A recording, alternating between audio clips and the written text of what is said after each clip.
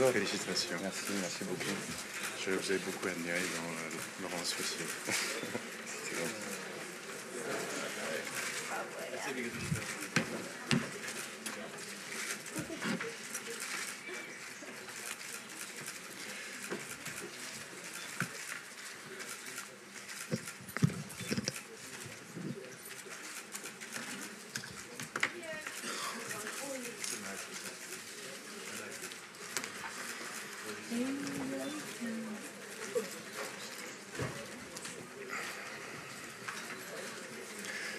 Je demanderai aux photographes de I'd like to ask the photographers to kindly return to their seats. We're going to begin the press conference. Please don't use your flashes during the press conference.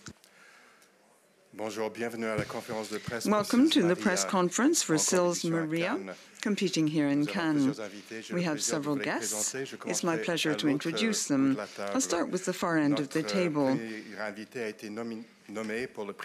Nominated twice, Critics' Prize in Germany. He received the prize for the film Taboo, which was nominated also at various competitions. Lars Eidinger playing the part of Klaus. A wonderful star, an icon of beauty and sophistication, the well-known actress who often comes to Cannes. She got the prize for Best Actress for Certified Copy. She was nominated for an Academy Award for Chocolate and got it for The English Patient. She received a Caesar and several other nominations. She was nominated 4 times for the European Cinema Prize, and she won this honor 3 times. In the part of Maria Enders, we have Juliette Binoche. In 1985, in one of her first parts, Juliette Binoche played for André Téchiné. The co-writer was Olivier Assayas. This is the 4th time he's been competing in Cannes with Clean, Demon Lover, Destinée Sentimentale. His last film in Cannes was Carlos. Olivier Assayas, the scriptwriter and director. Our next guest's role in Kick-Ass earned her the MTV Prize for Best Breakout Star and the nomination for Best Fight. Kick-Ass 2 garnered her the biggest teen badass award. In the role of Joanne Ellis, please welcome Chloe Grace Moritz.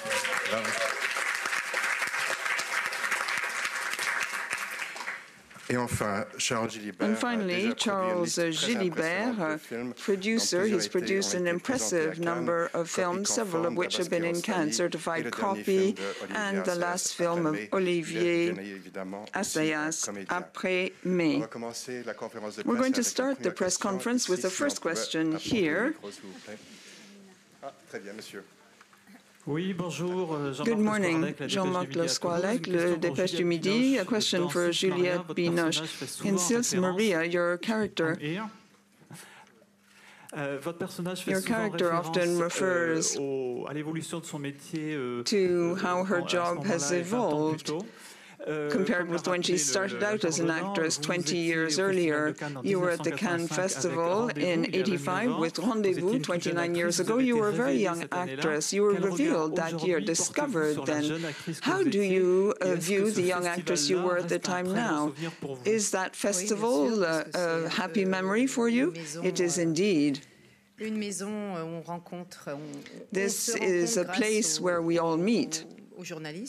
Thanks to the journalists as well. There's great acknowledgement of the job we do. I live very much in the present. I don't live in the past. I fervently believe in the present. And I think that the cinema makes me call myself into question all the time. Before the camera, I never know how I'm going to really play out my character. For me, I very much live in the present. I like to call this verticality, in fact. You have to have your feet well anchored on the ground, and you have to dream at the same time. Things change, however, things evolve, and we keep meeting new films and new people. That's why the cinema is so magical. Chloe, could I follow up with 2 questions for you? How were you drawn into the project? What interested you in working in French movie? But also, could you describe your relationship, how you see your older peers? Are you similar to the ruthlessness of your character? Not quite.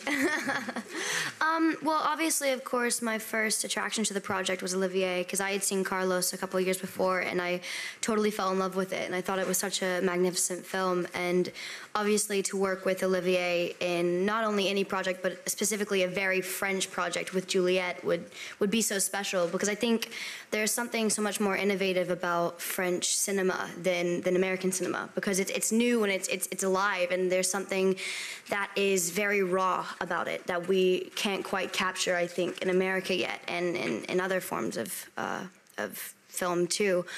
So that was my first real attraction to the project, and then I read the script, and I fell in love with the script, and I fell in love with Joanne, and then I fell in love with being able to work with Juliette and Kristen, of course, and everyone in this project. And then on the other question, no, I mean, I definitely don't treat my my peers as I don't know, like as ruthlessly as Joanne does. I was just actually telling Juliette, because I saw the movie yesterday, and I just absolutely fell in love with her character, and she's so magnetic on screen. And I think, like, you look back to, like, Chocolat and, like, The English Patient, and she's always been so magnetic. And I think that there's so much to learn working with women in this business, especially women like Juliette. And I think if anything, I was just incredibly lucky to be a part of this project. Thank you. We have a question. Bonjour, Hugues Daillet, Télévision. Hugues Daillet, Belgian Television. I have a question for Juliette Binoche and perhaps Olivier Assayas as well. Juliette Binoche, as Robert Gray reminded us, you are an actress both in Europe and across on the other side of the Atlantic. What about the new upcoming generation competition, the clash between big egos? Hollywood can be very cruel for actresses who are over the age of 40. This has been stated by very many actresses.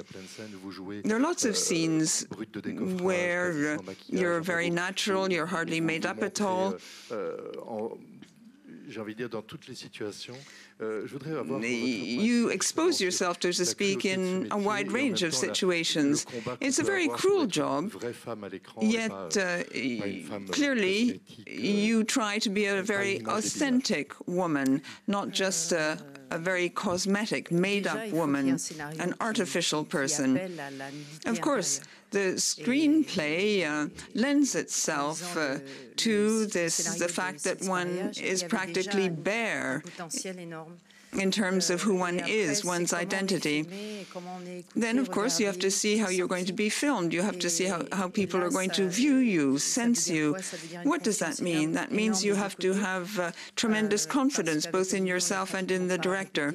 We hardly rehearsed with Olivier. We threw ourselves into the scenes. There was hardly any rehearsing. Yuri is there. In fact, he was the director of photography, and he can bear witness to what I'm saying. As actors, we threw ourselves wholeheartedly into these scenes without much rehearsing. We had no safety net. And that's why it was such a wonderful experience. In fact,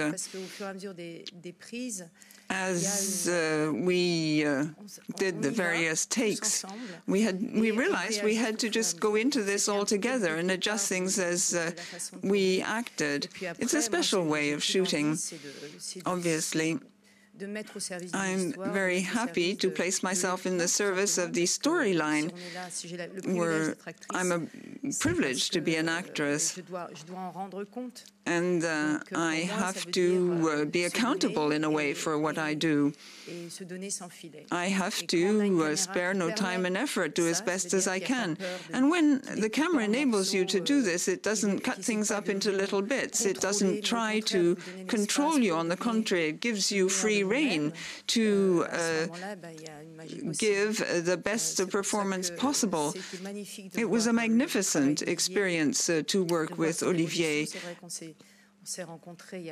He's evolved. We met first about 30 years ago. We didn't work together as an actress and director at the time because he was a scriptwriter. But since L'Heure d'été, I've truly seen that his way of shooting is completely relaxed. He just gives free rein to this tremendous happiness involved in creation. And we wanted to do 5, 10 times even better because everything becomes possible. I fully agree with what Juliette has said. It only works if you have actors who are truly generous of themselves. Between a director and an actor, it's really a question of confidence, of trust. And that trust, in fact, marks out the path we'll follow together. If there's full trust, we can reach the end of the journey. We found this way of working together. We don't rehearse. This is what I started to do a little bit in L'Heure d'été, but in particular in Carlos. I think it's a way of involving the actors much more in the actual creation of the film, because I don't want to know beforehand what they're going to do. I want them to follow their first intuition. That's what I want to have filmed.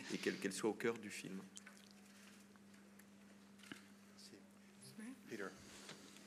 Good morning, Peter Howell from the Toronto Star newspaper in Canada. A question for Ms. Binoche and also for Ms. Moretz. I was wondering, one of the key lines of the film, I think, is where Chloe's character says they want what comes next.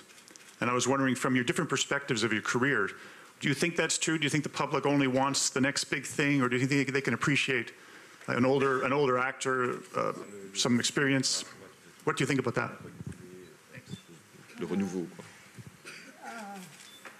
To try and find the new is, for me, very important. What is the new to me? Because it's a way of being creative always and not knowing, because repetition is boring to me. So in that, I don't know exactly I haven't seen the film totally done yet, so maybe I'll do better interviews tomorrow. But I think there's always a need of trying to go to the new, you know, that is totally true to me. And that's why after Blue, for example, I read so many scripts about, you know, dead family, a woman surviving without the child, or enough of that, I've done it. And I can go back to it like maybe a few years after. But I'm not thinking of future. I think future is coming to you more than you coming towards future. It's just being at the right place inside of you and trusting, you know, that something will come. Because if you think too much in advance, then it's boring, and also life is not like that. It's not happening like that, to me. Honestly, I think she said that perfectly. Yeah, I couldn't say anything different. I can add something. I think that when you are creative, when you're an artist, when you are an actress or a filmmaker, you are totally in the present. But when you are an audience, and I am part of the audience, you want what comes next. Interesting. Yeah. Question dans le deuxième rang, oui. Excuse. No. After. Oh, excuse me. It's okay. It's okay. This is Iqbal from Bangladesh, Daily Pratham Alo. My question is to Juliette Binoche. I want to know actually, what do you think that, what is the most important advantage of being an actress and playing an actress? I don't think there's any advantage, but I know what it is. But at the same time, you have to create a character, you know, for the film. That was funny, very funny. I mean, we had a lot of fun, you know, because we were laughing about what we know, you know, and even though it takes place in a theater. But what's the advantage? I don't think I see any of them, but I know what it's all about in a way, so I didn't have to do research and spend 3 months, somewhere. But at the same time, the choice for me, what was funny, is to make a moody actress, not sympathetic. She's really angry with the world. The world is not nice to her, and she has to, overcome her emotions. That was fun for me to play, and for Kristen to play the assistant was hilarious. Also, I learned things with her, like, when you come out of a car, for example, you always block the car when it's a big event, because you don't let the person open the door, and so your dress is totally open. So the assistant has to be in front, so you're able, those kind of details she knows more than I do, in a way, because she's really in the world of, paparazzi and all that. But we had a lot of discussions about that. It was fun to do. And what is the disadvantage, you think, most important disadvantage of being an actress and playing an actress?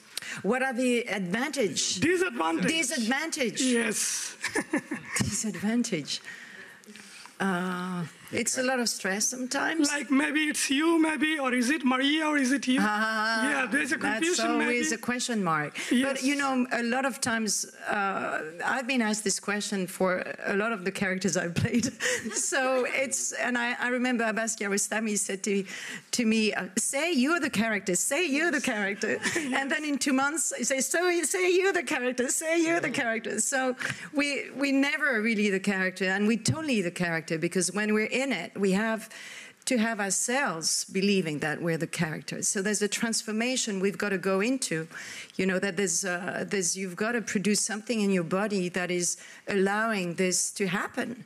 And that's the magic of acting, that it's something of the incarnation that is very special, because you have to relate your body to what is written, but also what you're feeling. And that all those layers you're putting together are such an excitement for an actor. And that's very an advantage. And the disadvantage is that it's a lot of work. Okay, but thank you. I love work. Thank you. Maybe someday you can visit Bangladesh. Thank you. Thank you. I know Akram Khan. Yeah, thank you. Thanks a lot. Lars, an actor playing... Lars? An actor playing an actor playing a director. Have you directed? Was this an opportunity to take revenge on bad directors? No, I mean, I'm a director by myself, so I just wanted to say that for me, the whole thing was kind of surreal. Like, this event is for me kind of surreal, because I know everything out of the other perspective. I mean, I'm a self-confident actor. I'm working for 18 years, but on the other hand, I mean, actresses like Juliette Binoche, I know them from TV, from movies, just with a frame around them. And suddenly, I'm sitting next to her, I'm playing with her, and sometimes I felt like, I don't know if you know the movie Roger Rabbit, there's this toon world and the real people. And sometimes I felt like I'm into the toon world, which is really weird, And when I was dubbing some scenes and I saw myself coming into a room where Juliette Binoche is sitting, and it's crazy, for me, really. But on the other hand, it was, for me, to get to know her was the best experience I ever had with an actress in my life, because she's, I think, the best partner you can have as an actor. Because usually, I'm used to actresses, famous actresses, they're very concentrated on themselves. And she's very concentrated on the partner, which is really exciting. That was the most satisfying experience for me with an actress. As an actress? As an actress. Okay, now it's out. I'm an actress. Thank you. Brian. Hi, Brian Johnson from Maclean's magazine in Canada. The Bangladesh question sort of covered what I was going to ask you about, but I do wonder, Juliette, do you get lost in the clouds of so much art life resonance, and are you looking for that kind of instability as an actor? Do you want to feel sort of not secure, or do you want to feel secure? In other words, as your perspective is, confusing your perspective, does that help? Because you're saying that I'm looking for insecure parts. Is that what you mean? I'm just saying when there's confusion between the character and yourself, perhaps as an actress, and are you playing yourself or are you playing somebody else? Does that question come up?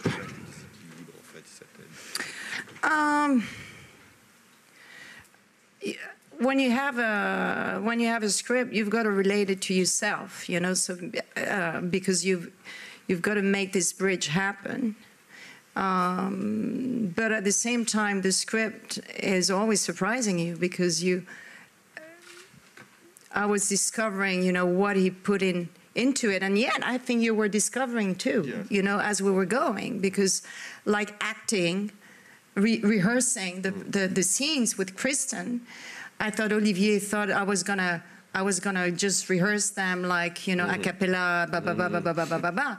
I think Olivier didn't expect that I was really gonna play them, and that was a great. And I didn't tell him because I wanted him to discover, you know, as we were going, and the same with Kristen in a way. So because we didn't have any rehearsals, so there was It's not that I'm looking for insecurity. I'm trying to look at each moment of being truthful. And so truth is very insecure and very secure together. You can't place one or the other. But in being, it just happens by itself. And what happens also is that I discover, you know, more and more that when you're with your partner, you're more present, and you make the connection special because of that. Those scenes that you ran with Kristen, with running the lines of the play, it's like we were watching the play, and I was beginning to wonder, Olivier, did you actually write much more of the play than we saw? I'm thinking, gee, I'd like to see this play now. You know? Yeah, that's what we discussed. Everybody asked him to write the rest of the play. Yeah, that's what we discussed that yesterday. No, I only wrote the bits and pieces in the film, but it's very much inspired by Fassbinder play, Bitter Tears of Petra van Kant. So it's more or less the canvas, really. I mean, I kind of I didn't use it specifically, but I kind of used the situation. So the play does exist. J'ai une petite question pour Juliette. I have a question to Juliette Binoche. I'd like to revert to what was said earlier on. I'd like to ask you about the part you are playing in light of the stage you've reached in your career now. Have you reached a sort of a turning point in your career? In fact, your character asks all those questions. Do you as well? Well, imagine if you, for 40 years, you played the part of a 20-year-old. You'd get very bored. Of course. You can't play the same parts all the time. I think the more experience you have, the more you focus on the really important questions. You open up, you mature. You become more skilled, more honed. Think about Glenn Gould. When he played Bach at the beginning and at the end of his career, he didn't play Bach the same way. In other words, something happens inside yourself, within yourself. You're more aware of certain things because life shapes you. Fortunately, we do change, we evolve. Don't you think? Max Cinema, I have a question to Mr. Assayas. Your film deals with a timeless issue. Yet the film is located at a very precise time. There are lots of references to time. People play around with computers and certain brands. Was that deliberate? In fact, that's one of the assets, one of the stimulating things when you portray an actress, because an actress has her own life after all. She She lives in the plays where she stars and in the films, and that person lives via the media too. An actress has three different people, if you like, and you have to cope with these three different identities and go from one to the other. I really like this idea of someone who is actually quite isolated to focus on her work, yet the rest of the world forced her to remain in contact with that modern world. She's like an avatar. Each of the characters is like a kind of an avatar, in fact, in the film. So that is an interesting dimension. I really didn't try to depict the contemporary world, but it is one aspect of the modern world, which I find absolutely riveting, and it fitted in with the characters in the storyline. I have a question for Charles Gilibert. You have an actor who acts at being a director. How do you manage to choose your parts?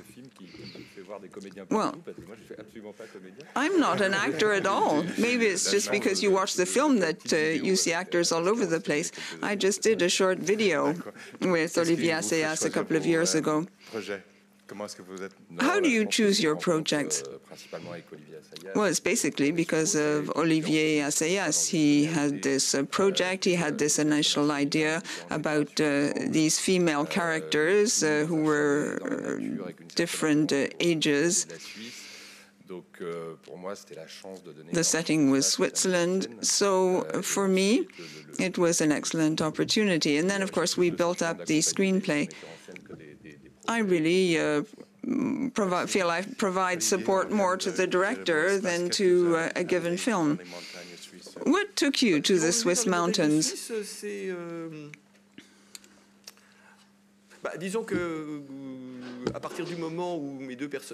My two characters wanted to go to a very isolated place to go about their work, so I thought, well, why not the Swiss mountains, the Swiss Alps? And I liked the idea of having a landscape which would become a real character in the film, because, okay, the landscape is inhabited, it's located in the center of Europe. It has been a source of inspiration for many poets, writers, and philosophers.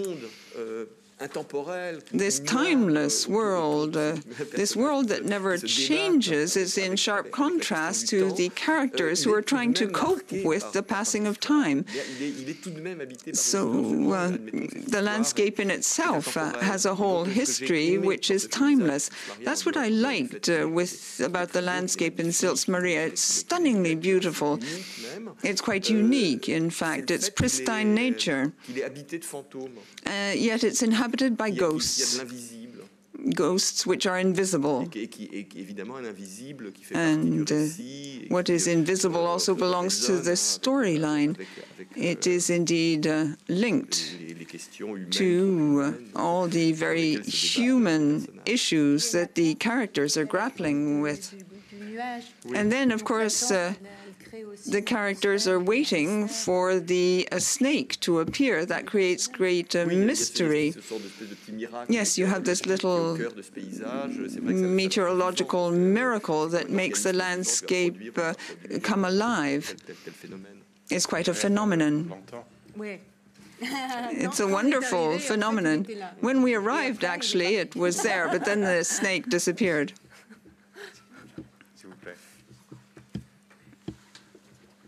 Me? Right. So Jason Cosner, UK Would you mind standing screen. up, please, so the camera can see you? And would you mind standing up, sir? Oh, yeah, sorry. Thank you.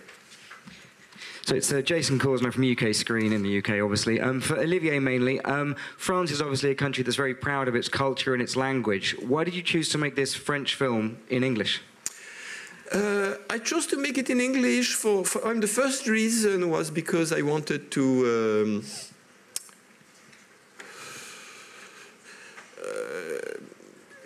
it's the way I approached Juliette's character. I was interested in an actress who had like two careers. She like Juliette, meaning someone who came from France and who somehow blossomed, found herself in communicating with the rest of the world, and she became a global star. And also, of course, it allowed me to open the story on a much broader perspective on the media, on the medium.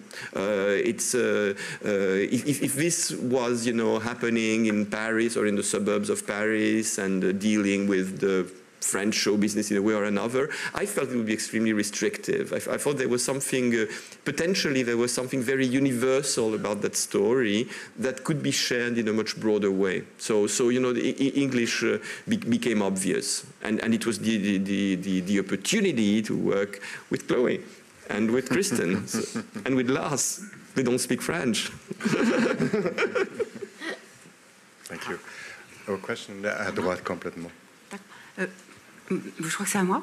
Donc, Nicole Gabriel, de Jeune Cinéma. I have a question for Olivier Assayas. A name was given to the ghost, Zarathustra. And I'd like to talk about the film that you show in your film. Évoquer la question de Arnold Fanck et de Leni Riefenstahl. C'est une piste que vous ouvrez. Did you intentionally touch on this topic? You show a lot of clouds in your film, for example. Disons que oui, c'est certain des fantômes. Yes, of course, there are ghosts. Disons que, on va dire que how should I put this? What I was truly interested in was the relationship with the mountains. Okay, Nietzsche spent several summers there. That's very present in the legend and the story of Sils Maria. But I don't think I really use that idea in the film. Of course, perhaps time is circular, but that is just one of the very abstract dimensions of the film. However, there is this link with the beginning of the cinema, with a time in the history of the cinema where there is a relationship between the way you view nature and the way you view supernatural phenomena. When I discovered Arnold Fang's short film, I was absolutely stunned. I marveled at it. It's much longer than what you see in the film. Not that much longer, because it only lasts 9 minutes. It's a bit like Chinese painting. You see clouds moving, reflections in the water. There was something quite marvelous in this film. And it was stunningly beautiful because it was shot right at the beginning of the cinema. We reconstituted the film bit by bit, practically, and we edited it into our film. We went by helicopter. Arnold Fang, his director of photography, probably had to live in a mountain shelter, spend a lot of time there. Those were the heroic times of the cinema. So, yes, there isn't just Arnold Fang. He made films and used some of these landscapes, but it's difficult to make a film where you talk about a landscape that's been inhabited over time, and inhabited only by good spirits. It's inhabited by both good and evil, things that scare one, things that fascinate one. It's not just a sort of a picture postcard. They're far more complicated forces at work. Thank you. Nigel Smith with IndieWire. I had a question for Chloe. You made your career with the Kick-Ass films. I was wondering what it was like to kind of mock the genre and the film within the film in this one.